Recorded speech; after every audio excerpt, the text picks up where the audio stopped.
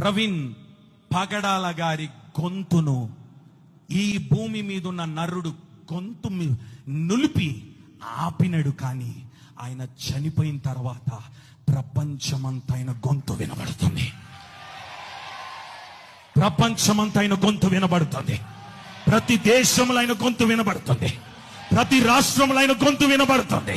ప్రతి గ్రామంలో ఆయన గొంతు వినబడుతుంది. ప్రతి స్థలానికి ఆయన సువార్త వినబడుతుంది. ప్రతి పేద ప్రజలకు సువార్త వినబడుతుంది. ప్రతి గొప్పవాడికి సువార్త వినబడుతుంది. రాజుల సహితము ఆయన సువార్త వింటున్నారు. అధికారుల సహితము సువార్తలు వింటున్నారు.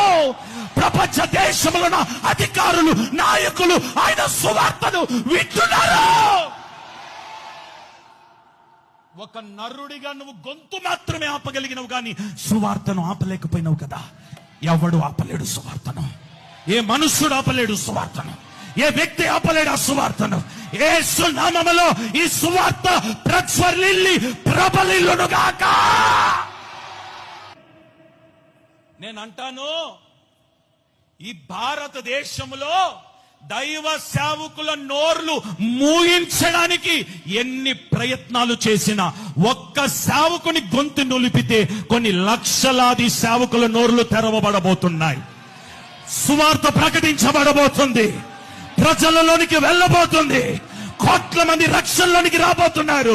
భారతదేశం యేసుకు సొంతమవ్వబోతుంది. మన రాష్ట్రాలు యేసుకు సొంతమవ్వబోతుంది.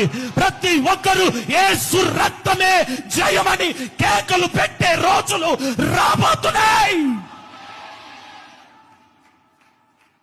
ఎవడు సువార్తను ఆపలేడు.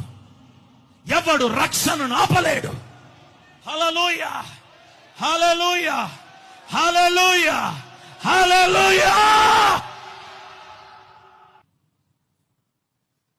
ప్రవీణ్ పగడాల గారు తలుపు మూసినారని ఆలనుకున్నారు పిచ్చోలు ఆలనుకున్నారు. ఆల్రెడీ తలుపు తెరిచి వెళ్ళిపోయినాడు ఆయన.